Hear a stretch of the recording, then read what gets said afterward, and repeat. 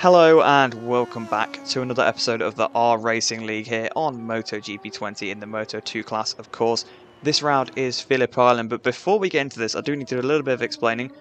One, apologies for it being about 4 weeks after the race actually happened. Lots of different stuff happened. Basically, I lost the footage for it, so I had proper HD footage for it like I do for all my other videos, and somehow I lost that.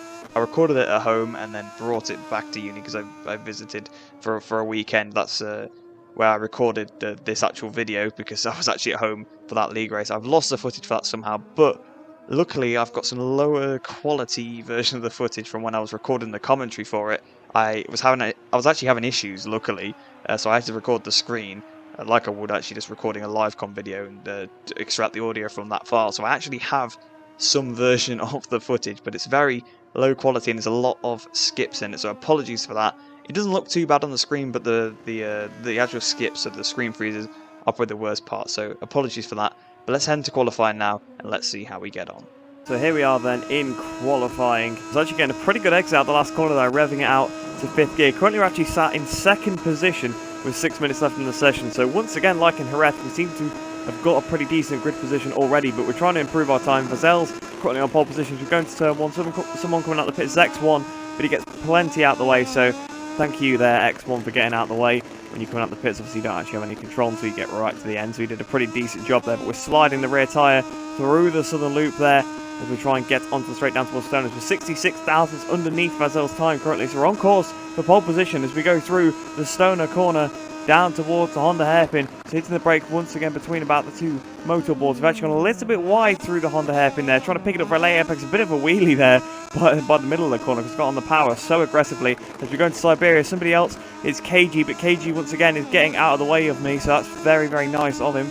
We're now 65 thousandths underneath Vazel's time, so we lost a thousandth of a second to him in that section. Speaking of Vazel's, he goes down as we go through turn 8, trying to keep the throttle open as much as we can. I had to close it a little bit there, just because I didn't want to go on the grass or anything like that. A bit of a slide through Lukey Heights there, at the top of the hill then, going towards MG hairpin. We're now 1/10 away from Vazel, so we lost a little bit of time through that sector on the power. Once again, the rear tyre is extremely hot. There's so much sliding coming from that rear tyre as we go through the penultimate. Then again, another squirm from the rear end as we go towards the last corner. So we're going in once again 5th gear, trying to keep the power open as much as we can, going right to the edge of the track, but not too much because I don't want to go on the grass. But as we come up towards the line, then what is this time going to be?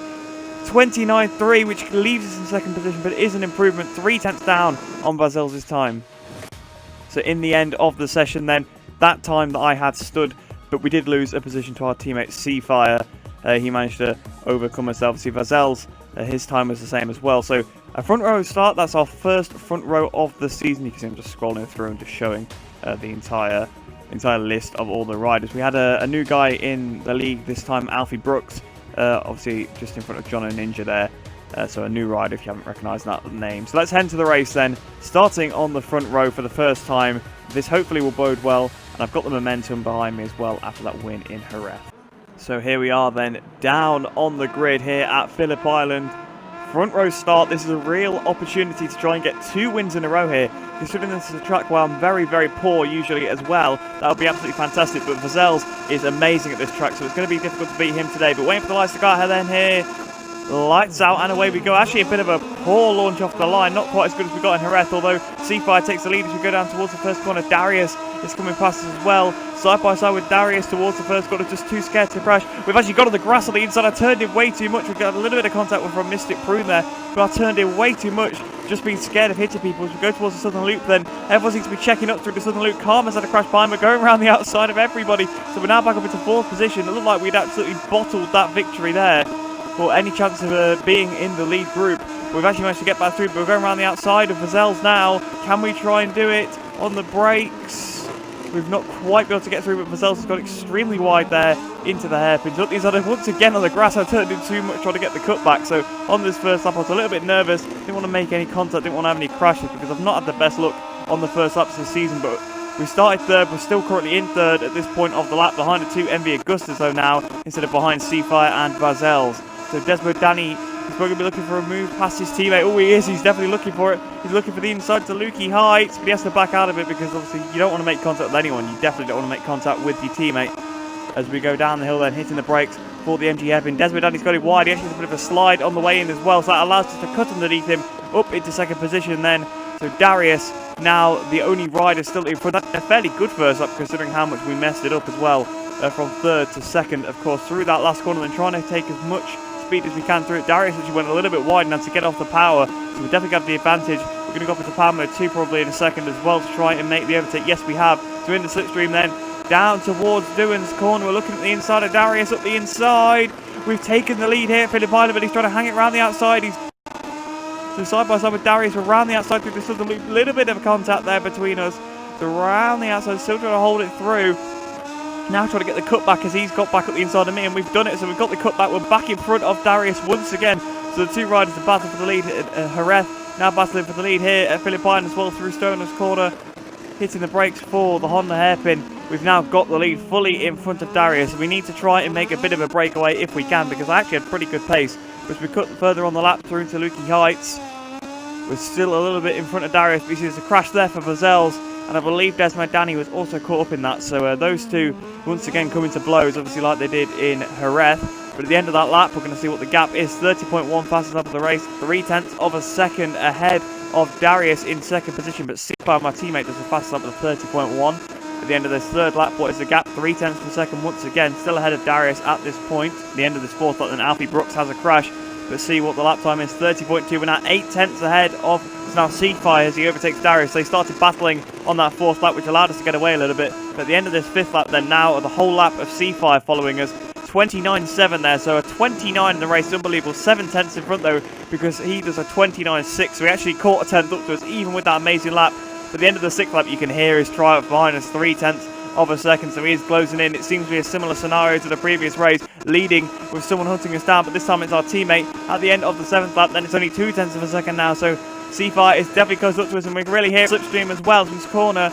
But on the eighth lap, then at the end of the eighth lap, we're still keeping him behind somehow, still 0.3 of a second, so it seems to be a fairly similar scenario to last time, just the gap came down to a really small amount, and we kept it fairly constant. At the end of this ninth lap, then 0.2 of a second, John and Ninja has a crash meanwhile.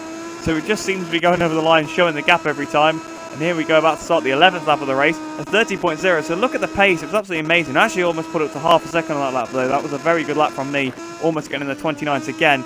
But here we are then at the end of the 11th lap, about to start the penultimate lap. Look at the fuel, we've not got much left, 1.6 laps of fuel, and we are in power mode 0 as you can see. So that's definitely going to be a disadvantage at this point. 30.2, 0.4 of a second in front of Seafire. So I've managed to keep him sort of at bay so far through this race. But now that I'm running with power mode 0, we're definitely going to be a little bit vulnerable to him behind. You can see the left-hand side of the tyres looking a little bit worse for wear. It's not too bad, but obviously at this circuit, the left-hand side gets an absolute battering, and he's actually closed down to 1/10. We didn't have the best first sector as we come through Stoner's corner. You can hear him lining up. He's probably going to try and send it underneath at the Honda Hairpin on the brakes. Here he goes up the inside into the Honda Hairpin. We've both gone pretty wide, but he's gone even wider off the circuit there. So we get the cutback back in front of Seafire once again now. So the teammates are well and truly battling here at Phillip Island. He tries to have a look at the inside to Siberia. A little bit of a touch there. Obviously that's just going to happen, especially online. There's a little bit of lag involved as well. We've got nearly 0.2 in front of him, but he's all over the back of us as we go through turn 8. We're going up the hill towards Lukey Heights, so this is going to be pretty tense because we've got just over a lap to go. You can see the fuel, we are really marginal on it. 1.1 laps of fuel. I am running in power mode 0 here just to try and maintain the fuel. A bit more contact there through the MG Hairpin, but I was really parking it on the apex and trying to fire it out, so I think that's what was catching him out. X1 unfortunately crashes. I think, yeah, he crashed out of a podium position, so that's absolutely devastating for X1. It would be by far his best result of the season. As we go through turn 12, then they're squirming so much. So we've not had the best exit, but if you look on the mini-map, we've actually got a bit of time over Seafire still. As we've got over the line, still a 30.5, even with that dive bomb. We've actually got almost half a second to Seafire, so for this last lap, that should be fairly safe. So I think that might have been his last-ditch attempt, really, on that previous lap to try and make the move into the Honda Hairpin, because he hadn't been able to even try and move at that point in the race yet. Darius has a crash further behind then. 3/4 of a lap to go. We put it back up into power mode 1 because we have 1 lap of fuel left, as you can see. But it seems to be ticking down quite quickly here, so that is definitely a problem. So we're probably going to have to adjust that again, but we're sliding the rear tyre then out of the Honda Hairpin, going towards Siberia now. So we've run a little bit wide through Siberia. Out of sight, here we go underneath the sinker sign. We've got 0.6 of a second to C5, but now I'm zooming in on the fuel because look how much it's draining. We had a lap of fuel left at Stoner's Corner. If you go back and rewind the video, at Stoner's Corner we had a lap of fuel left. I put it into Palmer 1. We've now got 0.1 laps of fuel left. And it was around this point that I actually noticed that. And you can see we go back into power mode 0 once again. We've got a couple of corners to go. 0.1 laps should get us there. We're 0.0. We've got no fuel left now. Absolutely nothing left at all. You can hear I'm trying to be careful on the throttle not to use up any extra fuel. And there you go. You hear the engine die. And here we are coasting through the final corner. Seafire comes through to take the victory. And we're out of fuel. Even though we had 1 lap of fuel left at Stoner's Corner, which is a quarter of the way around the lap. And here you go, we're rolling. There's Karma come flying past, so we're down to 3rd place now, but we're not going to get it to the line. Look, we're only going about 10 mile an hour. And here we go, 5 mile, and my rider's put his foot down, and that's it. That's us out of the race. We're out of fuel. So that was it. That was actually the race. That's how it ended. Unbelievable. It was going to be 2 victories in a row, but unfortunately, we ran out of fuel, which I was so frustrated with at the time. But these things happen, I suppose. It's a game. You're going to get some little weird quirks like that. So then, moving on to the final results of the race, of course, we don't end up really getting anything particularly decent, unfortunately. I'm not actually shown on this screen, but I got P11, I can tell you that. So obviously C5 won the race, he inherited it after I ran out of fuel. Karma comes home in 2nd. Obviously, right near the end of the race, we mentioned that X1 crashed out of a podium position, but he gets it back on account of me running out of fuel, so nice one for X1 to get his first podium of the season. The other KTM rider of Mystic Prune in 4th place, so a very good result for him as well. Danny ending up 5th place after his crash with, I think it was Vazels. I think him and Vazels had a crash earlier on in the race together. Speaking of Vazels, he's in 6th position there. KG in 7th place there, good result for the first person rider. 8th place for the other first person rider of John and Ninja. Darius ending up in 9th with an NC, so a non-classified. I'm not 100% sure what happened here. I don't know if Darius ran out of fuel as well, or if he just didn't finish within the 40 seconds. Anyway, in 10th place will be Alfie Brooks. Obviously, it's not shown on the screen, but he was in 10th. And then I got 11th because I retired before both of those guys, technically. So, yeah, that gives me the non-classified first. Even though I actually probably made it the furthest around the track to the line. That's just how it works in the game. So, unfortunately, 11th position there, which is definitely going to hurt our championship standings. So if we have a look at the championship standings, obviously while we're on about them. So Seafire continues to lead the championship, 8 points now ahead of Karma in 2nd place. Darius in 3rd, 24 points back, actually tied with Vazels. So those two tied then for 3rd place, both on 70 points, 24 points off the back of Seafire. Myself in 5th position, now 27 points off Seafire. So it's not the end of the world. It's only just over a race win, but it's a lot more than we would have been. I think we would have probably taken the lead of the championship if I had actually won the race. Danny then in 6th position, 7th for X1 after that podium, 8th for Mystic Prune. So those two very, very close, obviously finishing 3rd and 4th in this race, only 2 points separating them in the championship as well. KG then in 9th place with 22 points.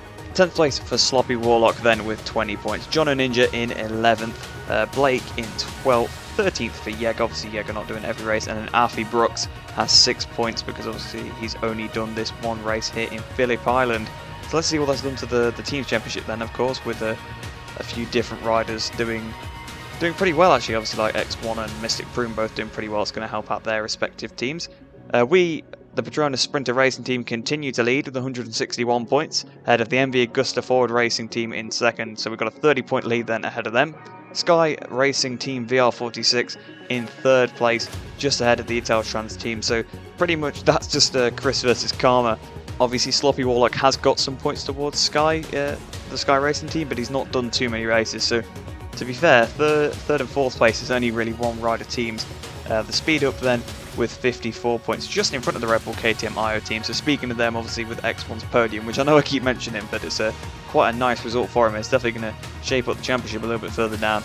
And then last position is the Mark VDS team with 33 points. So that's the end of the Australian Grand Prix then. I'm really sorry it's taken so long to get this uploaded.